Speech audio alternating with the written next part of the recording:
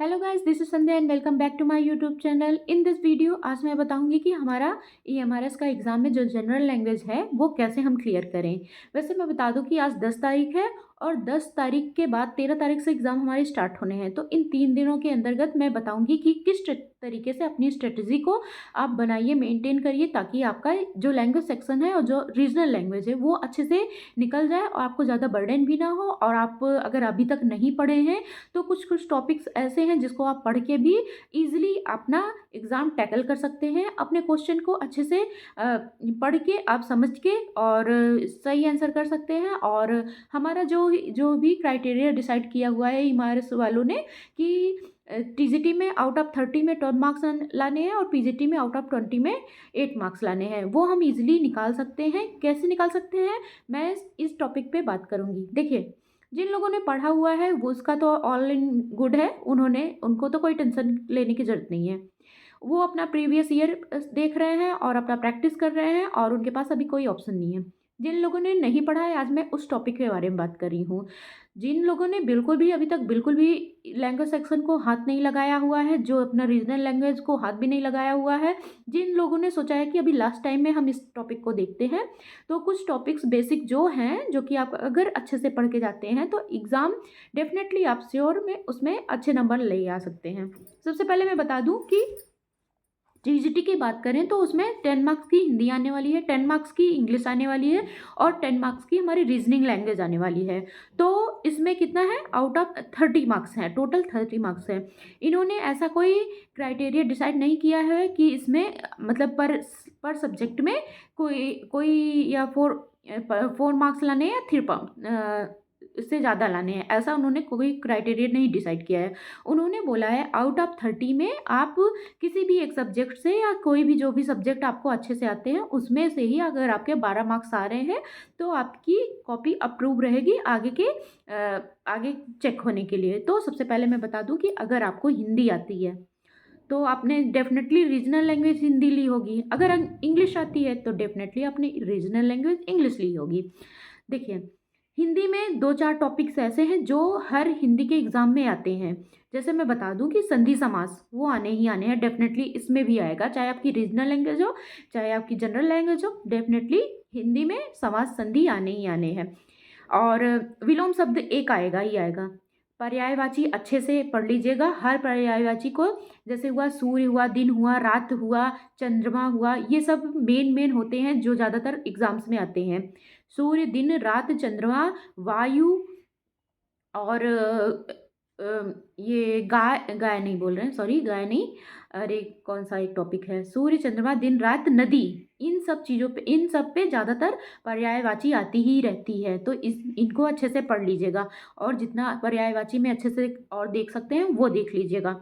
और सबसे बड़ा क्वेश्चन समान अशुद्धियाँ होती हैं, हिंदी में बहुत टफ होता है, इसको बिल्कुल भी इजीली लेने की ज़रूरत नहीं है।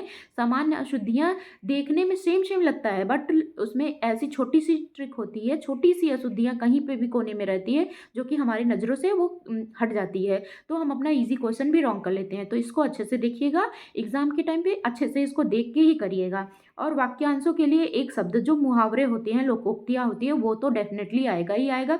बस यही कुछ टॉपिक्स हैं जिसको आप पढ़ के अपना इजी से एग्ज़ाम टैकल कर सकते हैं क्वेश्चन को।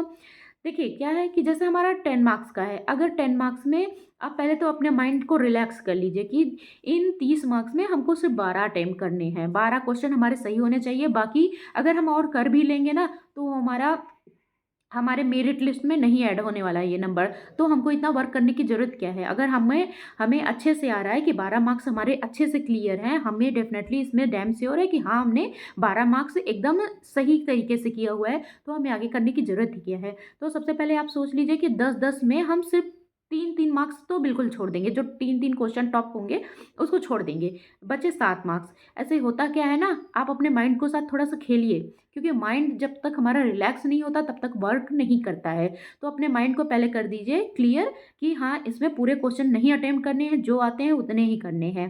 तो मैं मान के चलती हूँ कि हर पेपर में, हर 10 नंबर में 3 मार्क्स ऐसे होते हैं, 3 क्वेश्चन ऐसे होते हैं जो कि बहुत ही ज़्यादा टफ होते हैं। तो उसको तो हमको ऐसे ही स्किप कर देना है कि नहीं नहीं इससे हमारा कोई एग्ज़ाम में कोई दिक्कत नहीं आने वाली है। हम इन 3 नंबरों को, इन 3 क्वेश्चनों को छोड़ सकते हैं। तो पहले वो डिसाइड कर लीजिए, आप अच्छे से छोड़ दीजिएगा। रही बात 7-7-7, तो तभी टोटल अगर 7-7 क्वेश्चन भी हम अटेंड करते हैं तभी हमारा 21 मार्क्स आ रहा है। तो हमें कितना चाहिए? 12। 7 में भी अगर किसी में 5 आ रहा है, किसी में 3 आ रहा है, किसी में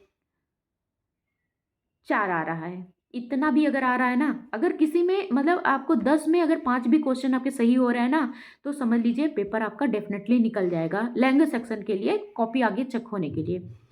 तो इसको अच्छे से माइंड को अपने रिलैक्स करिए, चीज़ों को पहले समझाइए, अपने आप को डिसाइड करिए कि हमारा क्वेश्चन कौन सा ऐसा बहुत टफ है जो कि हमको नहीं आ रहा है, उसको हम इजीली छोड़ देंगे। उस पे हमें वर्क करने की ज़रूरत नहीं है, माइंड पे फोर्स करने की ज़रूरत नहीं है, क्योंकि हमारे पास और भी क्वेश्चन है जिसको हम इजीली अगर हमें आ रहा है तो करके हम अपना पास मार्किंग निकाल सकते हैं। तो ये चीज़ करेंगे ना, डेफ़िनेटली बहुत अच्छे से वर्क करती है ये चीज़ें। आप एक बार ऐसे ही नॉर्मल अपना जो टेस्ट दे रहे हैं उसमें भी आप चीज़ों को ये फ़ॉर्मूला अपना के देखिएगा, डेफ़िनेटली वर्क करेगा। पहले एक बार ट्राई करिएगा, फिर आप एग्ज़ाम में ज़रूर ट्राई करेंगे इस चीज़ को। तो ये हमारा क्लियर हो गया, हमारा हिंदी भी निकल गया। अगर आपको इंग्लिश अच्छे से आती है तो इंग्लिश में ही आप अच्छे से वर्क कर लीजिए। मतलब 10 में अगर आपको 9, 8, 7 सही हो जाते हैं तो वो भी अच्छा है। वो भी अगर निकल जाए तो कोई ज़रूरत ही नहीं है कि अगर आपको हिंदी में पूरा क्वेश्चन आ रहा है, हिंदी में कर लीजिए, इंग्लिश में आ रहा है, इंग्लिश में कर लीजिए। हमें आउट ऑफ 20 में 8 मार्क्स लाने हैं, वो हम चाहे हिंदी से ले आएँ, चाहे इंग्लिश से ले आएँ। आउट ऑफ 30 में हमें 12 मार्क्स लाने हैं, वो चाहे हिंदी, इंग्लिश और रीजनल तीनों में मिला के ले आएँ, चाहे 2 सब्जेक्ट में मिला के ले आएँ, चाहे जैसे ले आएँ। तो इतना आप अच्छे से कर लीजिएगा, बाकी आपकी लैंग्वेज सेक्शन अच्छे से निकल जाएगी इसके बाद। और रही बात इंग्लिश की, मैं बता दूं, इंग्लिश में जिन लोगों ने अभी बिल्कुल भी नहीं पढ़ा है, बिल्कुल भी नहीं छुआ हुआ है इंग्लिश लैंग्वेज सेक्शन का, उनके लिए मैं बताती हूँ कि वो कौन सी ट्रिक अपनाएं ताकि उनका लैंग्वेज सेक्शन इजीली निकल जाए। सबसे पहले आप वर्ब अच्छे से तैयार कर लीजिएगा। वर्ब हुआ, टेंस हुआ, इडियम एंड फ्रेजेस हुआ, ग्रामर हुआ, एंटोनिम सिनोनिम हुआ, और इरर डिटेक्शन का भी होता है, फिलिंग द ब्लैंक्स आता है, सेंटेंस रीअरेंजमेंट आता है। इन सब कुछ कुछ ऐसे टॉपिक्स है। एक्टिव वाइज, पैसिव वाइज भी आता है। एक्टिव पैसिव से लास्ट टाइम भी क्वेश्चन बना था, मैं बार बार अपने हर वीडियो में बता रही हूँ। इस वीडियो में मैं फिर से बता रही हूँ कि एक्टिव पैसिव आप डेफिनेटली पढ़ लीजिएगा, देख लीजिएगा, एक न एक क्वेश्चन एक्टिव पैसिव से आना ही आना है आपको। वो कैब जितनी पढ़ सकते हैं पढ़ लीजिएगा, वो कैब का तो कोई अंत है ही नहीं यार।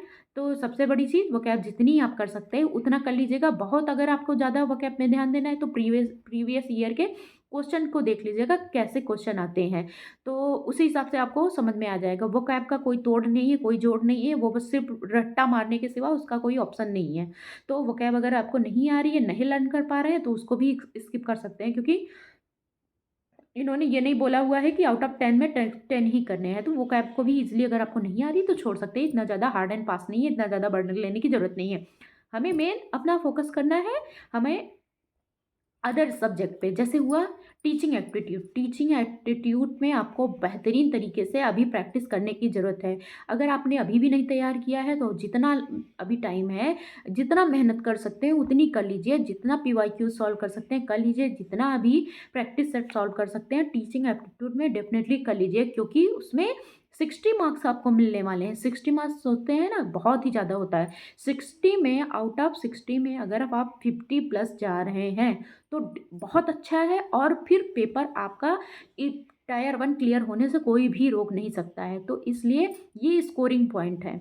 इसमें क्या होता है, टीचिंग एप्टीट्यूड में डोमेन नॉलेज होगा, एक्सपीरियंस बेस्ड लर्निंग होगा, NP 2020 होगा। ये सब टॉपिक ऐसे हैं बेसिक वाले ना, जो कि थोड़ा सा पढ़ने पे आपको क्लियर एंड कट नंबर दे सकते हैं। NP 2020 बहुत ज़्यादा लेंदी नहीं है।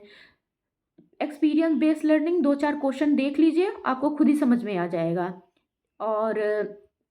और इसमें क्या कहते हैं, और एक है एक जो लेवाइगोत्स्की हो गए, मैं प्रोनाउंस नहीं कर पा रही हूँ, उसके लिए सॉरी। वाइगोत्स्की हो गए, कोलबर्ग हो गए, जीन पियाजे हो गए, वंडूरा हो गए। इन लोगों की थ्योरी भी अच्छे से पढ़ लीजिएगा, क्योंकि देखिए 60 मार्क्स का क्वेश्चन, 60 मार्क्स का पेपर है हमारा, तो हम कह नहीं सकते इन लोगों को, ये लोग मेन होते हैं। लास्ट टाइम इनसे डायरेक्ट क्वेश्चन नहीं, इनडायरेक्ट वे में क्वेश्चन आया था। इस बार डायरेक्ट क्वेश्चन भी आ सकता है, थ्योरी भी आ सकता है। तो आप टीचिंग एप्टीट्यूड को अच्छे से पढ़ लीजिएगा। पहली बात तो अगर आपका लैंग्वेज सेक्शन अच्छे से तैयार हो जाए, नहीं तैयार हो रहा है तो जितने मैंने टॉपिक बताए वो अच्छे से पढ़िए, अच्छे से लर्न करिए और उसी पे वर्क करिए। बाकी और आपको कुछ भी पढ़ने की ज़रूरत नहीं है। ऐसा तो है नहीं जिन बच्चों ने हिंदी पढ़ा हुआ है वो थोड़ा बहुत नहीं नॉलेज होगा। जिन लोगों ने इंग्लिश पढ़ा हुआ है अपना 12th तक, ग्रेजुएशन तक, अपर तक जितना भी पढ़ा हुआ होगा, इतना तो सबको पता है कि लैंग्वेज जो है ईजिली हम टैकल कर सकते हैं, चीज़ों को ईजिली निकाल सकते हैं। जो जो टॉपिक मैंने बताया हुआ है उस पर आप पढ़ेंगे, डेफिनेटली आपका पेपर निकलने से कोई भी नहीं रोक सकता है टायर 1 का एग्ज़ाम। और टीचिंग एप्टीट्यूड अच्छे से पढ़ लीजिए। हाँ, रीजनिंग अच्छे से पढ़ लीजिएगा। रीजनिंग में भी क्वेश्चन डैम श्योर निकल जाते हैं। अगर रीजनिंग में आपने 15 में 10 भी अगर आपने कर लिए या 4-5 भी 6 भी कर लिए ना तब भी अच्छा ही है। रीजनिंग जितना हो सकता है उतना प्रैक्टिस करिए। रीजनिंग का मैं एक सेपरेट वीडियो बना दे रही हूँ आपको, कौन कौन से टॉपिक पे पढ़ने हैं वही टॉपिक्स पढ़िएगा। ज़्यादा अब बिल्कुल भी टाइम नहीं है। जिन लोगों की तैयारी हुई है उनके लिए तो कोई प्रॉब्लम नहीं है, वो तो कुछ भी पढ़ सकते हैं। बट जिनकी तैयारी नहीं हुई है, जो अभी 5 से 10 दिन के अंतर्गत सो के उठे हुए हैं, अभी अपनी तैयारी करने की कोशिश कर रहे हैं, तो उनके लिए मैं रीजनिंग का अलग से एक वीडियो बना दूंगी सेपरेट, ताकि वो वहाँ से उन टॉपिक को देख के बार बार रिवाइज करेंगे तो डेफिनेटली आप चीज़ों पे वर्क कर सकेंगे। रीजनिंग में कुछ टॉपिक्स ऐसे हैं जो कि लास्ट टाइम भी आए थे, इस बार भी आएंगे और हर एग्ज़ाम में वैसे क्वेश्चन आएंगे। आईसीटी भी जिनका अभी नहीं क्लियर हुआ है, आईसीटी जितना हो सकता है उतना क्लियर कर लीजिएगा। बाकी ये सब पढ़ने के बाद आप एक अपना पहले सबसे माइंड अपना क्लियर कर लीजिए कि पेपर हमारा नेगेटिव मार्किंग है। इससे क्या है कि अगर अपने माइंड में ये बिठा लेंगे कि पेपर हमारा नेगेटिव मार्किंग है, तो आप मतलब ऐसे ही किसी में तुक्का नहीं मारेंगे एग्ज़ाम में। बस आपको जो आता रहेगा डेफिनेटली आप वही करेंगे, क्योंकि उसमें ना माइंड में एक डर बना रहेगा कि अगर हमने इसमें तुक्का मारा तो हमारा सही क्वेश्चन भी माइनस हो सकता है। तो पेपर नेगेटिव मार्किंग है, इसके लिए अच्छे से आप ध्यान दीजिएगा। हमारा जनरल में भी, general Hindi and English regional में भी नेगेटिव मार्किंग है। और हमारा जो है पूरा जो मेरिट लिस्ट वाले जितने भी क्वेश्चन जो अटेम्प्ट करने हैं उनमें भी नेगेटिव मार्किंग है। इट मीन्स ओवरऑल पेपर में नेगेटिव मार्किंग है। इसलिए पेपर को बहुत ही सीरियस तरीके से दीजिएगा। अच्छे से पढ़ के समझ के एक आध सेकंड का एक्स्ट्रा टाइम लेके कर सकते हैं, क्योंकि हमारे पूरे पूरे पेपर हमको नहीं करना है। जितना आता है उतना ही करना है, उतना ही करेंगे ना डेफिनेटली आपको रिजल्ट पॉजिटिव मिलेगा, निगेटिव नहीं मिलेगा। तो फिर और आपको कोई क्वेरीज होगी तो प्लीज़ वीडियो के नीचे कमेंट करिएगा, मैं उसके रिकॉर्डिंग टॉपिक बना दूंगी। बाकी आप अच्छे से पढ़ाई करिए, स्वस्थ रहिए, मस्त रहिए, खुश रहिए। अच्छे से कपड़े वपड़े पहन के करिएगा ताकि ठंड से बचने की कोशिश करिएगा, क्योंकि अभी इन 3-4 दिनों के अंतर्गत अगर तबीयत खराब हुई तो समझिए बहुत ही ज़्यादा आपके लिए नुकसान होगा, पेपर के लिए बहुत ही ज़्यादा हार्मफुल होगा।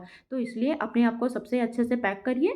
पैक इन द सेंस कि अच्छे से कपड़े वपड़े पहन के बैठिए जहाँ भी बैठिए, और ठंड से बचिए। और अपना एकदम नॉर्मल माइंड रिलैक्स करके देखिए, अभी घबराने से कोई फ़ायदा नहीं है। कितना भी घबराएंगे, कितना भी पैनिक होंगे, आपको चीज़ें रिजल्ट तो मिलने वाली नहीं है। तो सबसे पहले तो आप किसी, देखिए मैं फोकस करने का एक एक ट्रिक बता रही हूँ आपको इस वीडियो में। किसी भी चीज़ को आप 30 सेकंड तक एक कंटिन्यू देखते रहिए, देखते रहिए, देखते रहिए बिना पलक झपकाए। आपका फोकस देखिएगा अच्छे से हो जाएगा, माइंड आपका वहीं पे कवर करने लगेगा, काम करने लगेगा।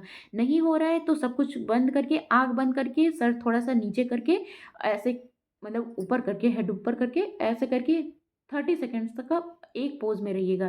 देखिएगा वर्क करेगा, करेगा माइंड। रिलैक्स होइए, पहले अपने आप को रिलैक्स करिए।